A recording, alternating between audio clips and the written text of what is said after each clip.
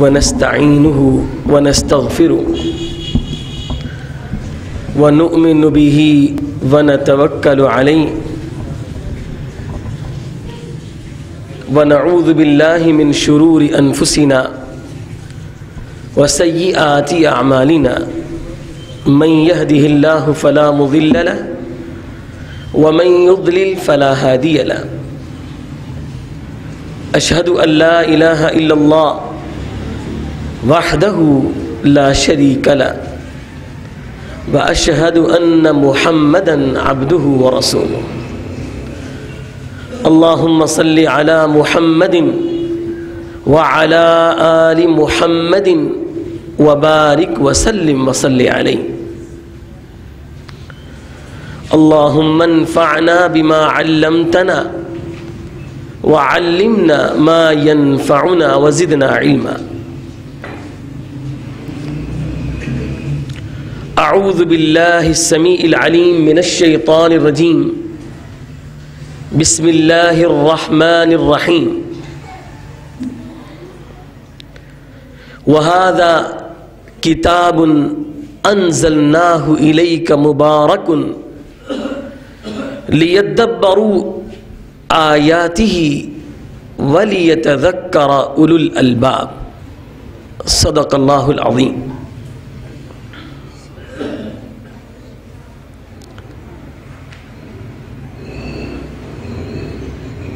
انتہائی قابل قدر معزز سامعین حضرات، بڑے ہی خوش نصیب ہیں وہ بھائی جنہوں نے قرآن مجید کا فہم اور تدبر، تفکر اور اس کے اوپر غور و فکر کر کے اس کو سیکھنے کا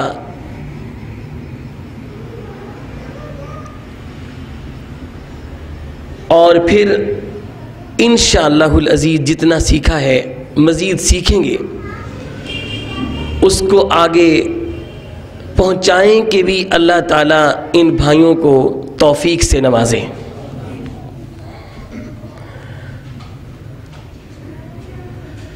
آج کے اس دور میں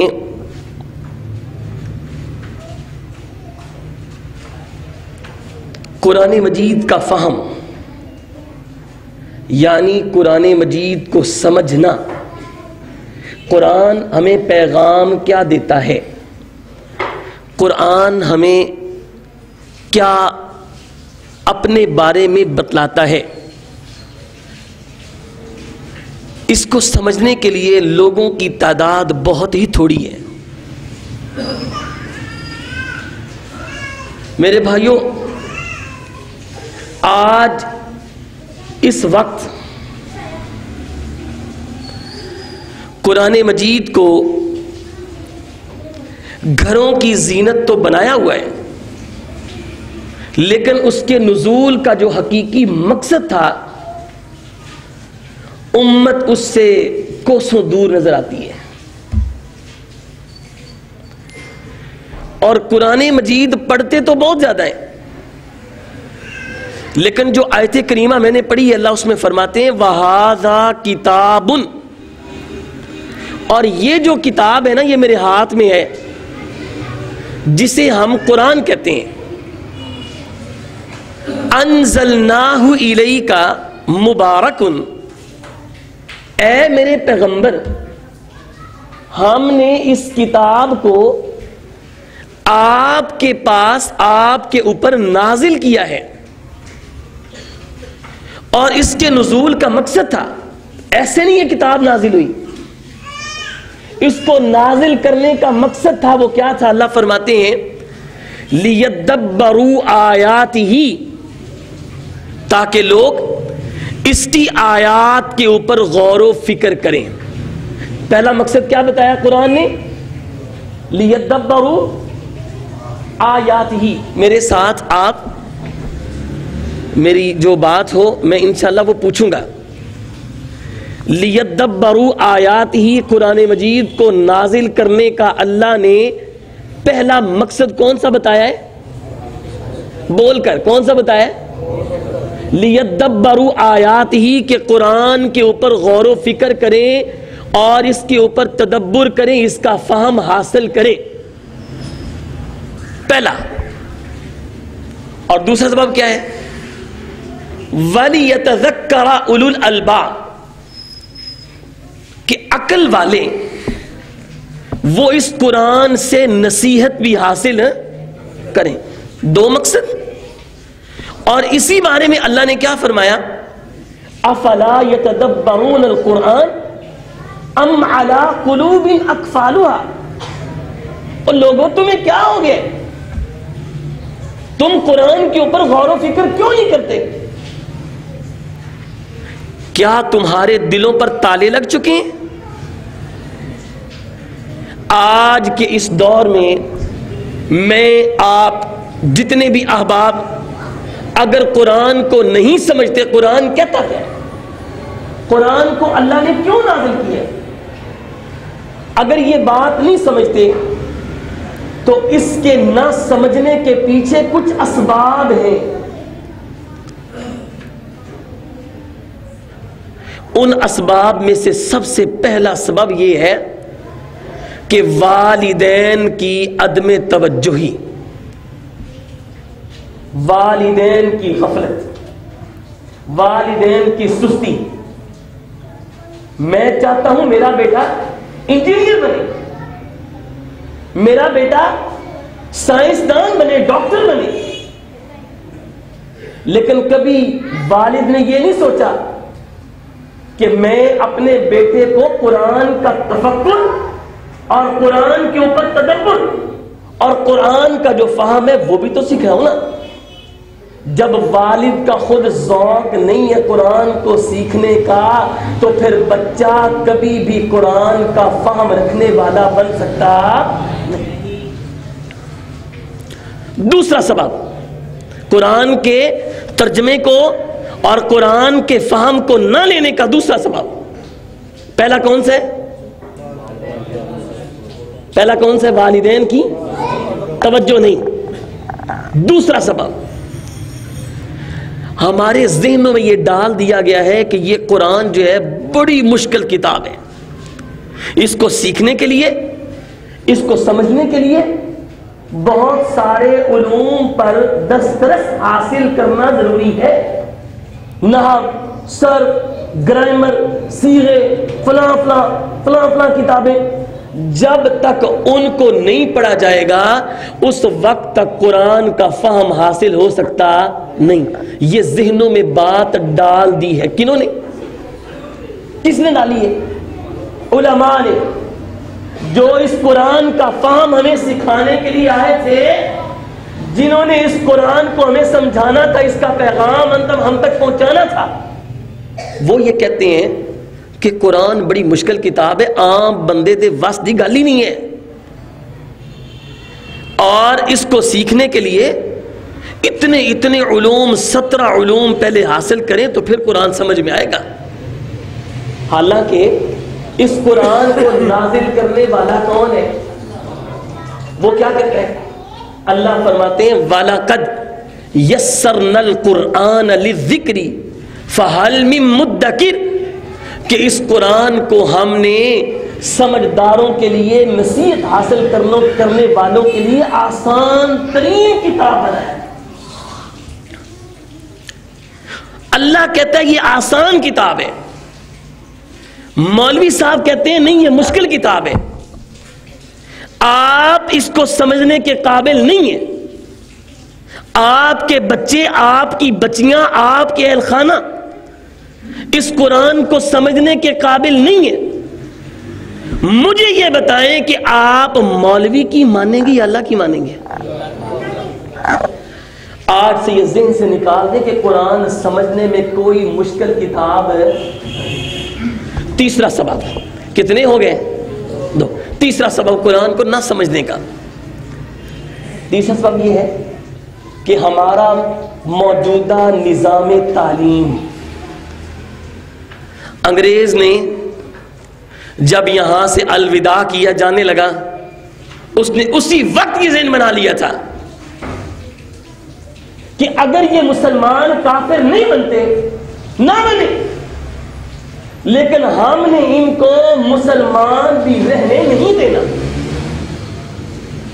ایسا نظام تعلیم چھوڑ کر گئے، ایسا نظام تعلیم کہ آپ یہ دیکھیں کہ بچے کے ابتدائی کلاس سے لے کر یونیورسٹی لیول تک تعلیم کے اتنے مراحل بھی تھے۔ نصاب تعلیم ایسا بنایا گیا ہے کہ اس میں انگریزی اور دوسرے علوم، سائنس، کیمسٹری، فزکس، بایو سب گھسیڑ دیے گئے، لیکن قرآن ان کے مقابلے میں اتنی سی مقدار میں بھی پڑھایا نہیں جاتا۔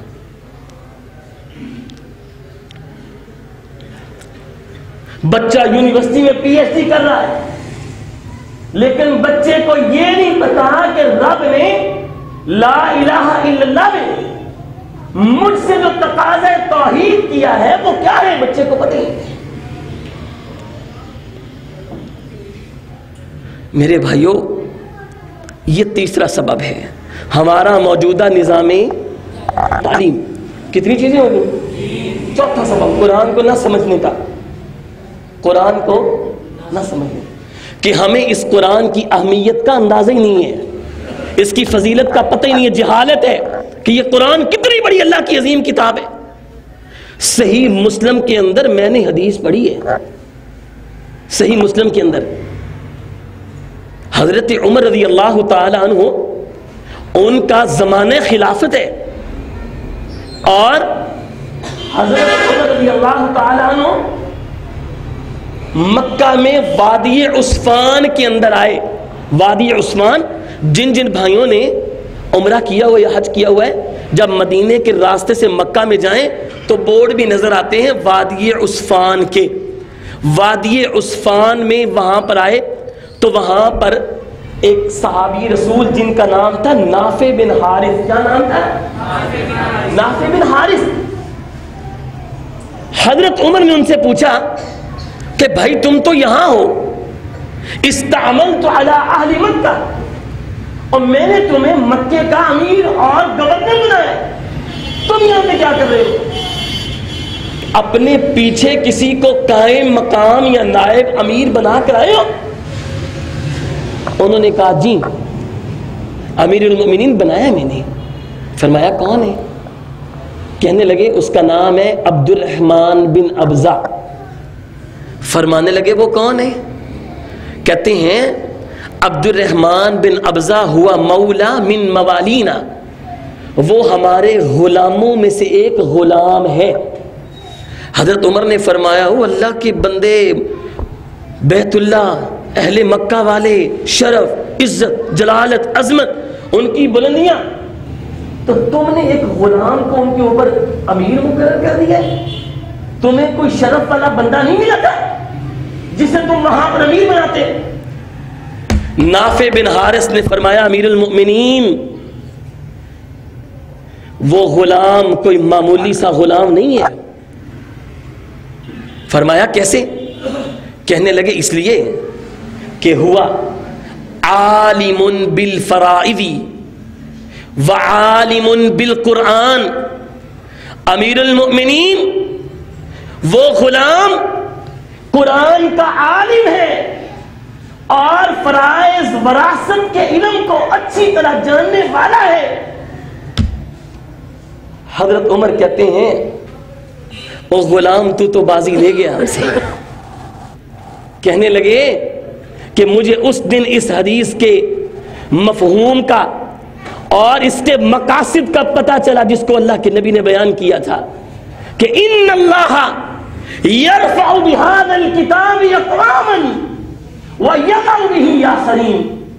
اللہ اس کتاب کے ذریعے، اس قرآن کے ذریعے بہت سی قوموں کو عروج عطا کرتے ہیں، اور جب قومیں اس سے منہ موڑتی ہیں، اس سے اعراض کرتی ہیں، اسے پسے پش ڈالتی ہیں، حضرت عمر نے فرمایا وَيَزْعُ بِهِ آخرین، آسمان سے زمین پر رب ان کو دے مارتا ہے۔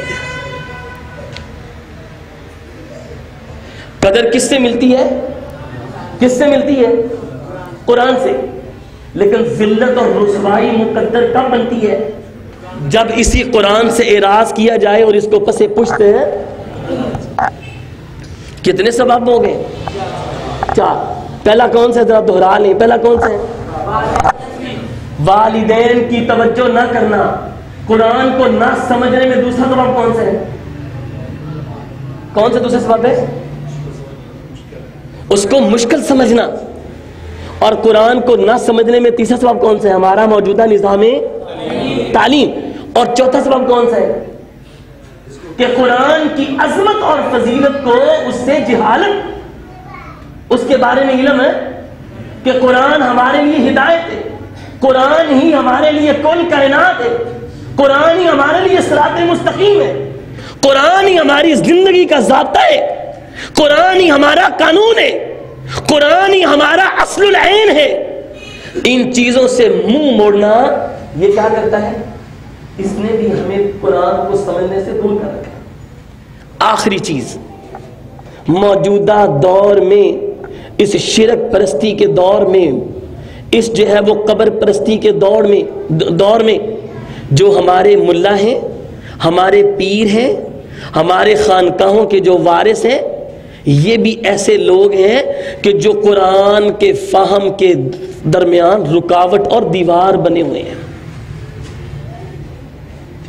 ہمارے ایک دوست منظور بلوچ صاحب، ان کا شعر ہے، کہتے ہیں اسلام نے ہر دور میں صدمات اٹھائے،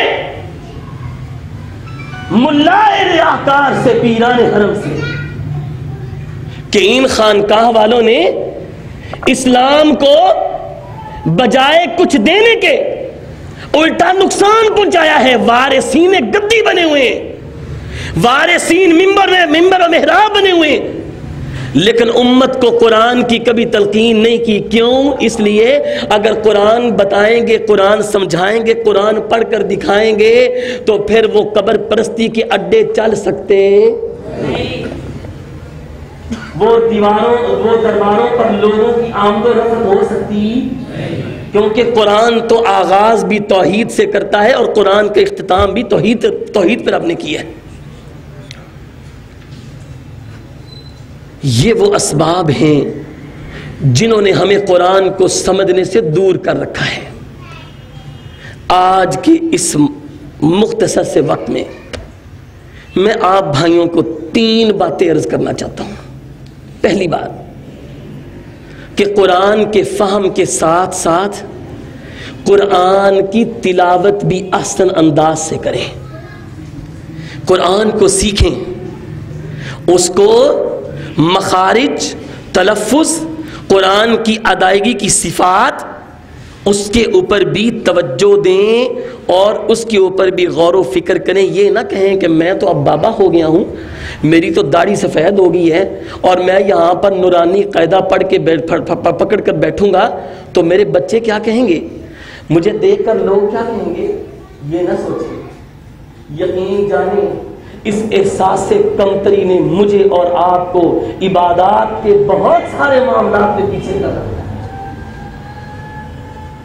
مجھے بتائیں کہ حضرت خضر علیہ السلام سے جب موسیٰ علیہ السلام علم سیکھنے کے لیے گئے تھے تو سر کے بال سفید تھے، اور امام بخاری رحمہ اللہ نے اسی واقعے کے تحت اور پس منظر پر بات قائم کیا ہے، عنوان قائم کیا ہے کہ آدمی کے سر کے بال اگر سفید بھی ہو جائیں تب بھی علم حاصل کرنے میں وہ پیچھے۔ میرے بھائیوں، قرآن کے جو حقوق ہیں ان کو ادا کریں۔ قرآن کا حق کیا ہے؟ قرآن اللہ کا کلام ہے، یہ ذہن میں رکھیں۔ قرآن اللہ رب العالمین کی آخری کتاب ہے۔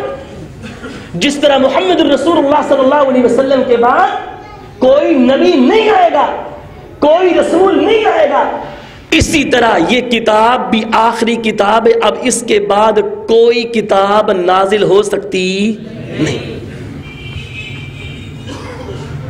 اور قرآن کے بارے میں شکوک و شبہات نہ کریں. قرآن اللہ نے جو نازل کیا ہے اس کا ایک ایک لفظ وہ ہمارے پاس تواتر سے پہنچا ہے, اس کو جماعت نے پہنچایا ہے, اور ایک آدھے بندے کا کلام نہیں ہے. اس کو نقل کرنے میں پوری امت کا اس کے اوپر اتفاق رہا ہے.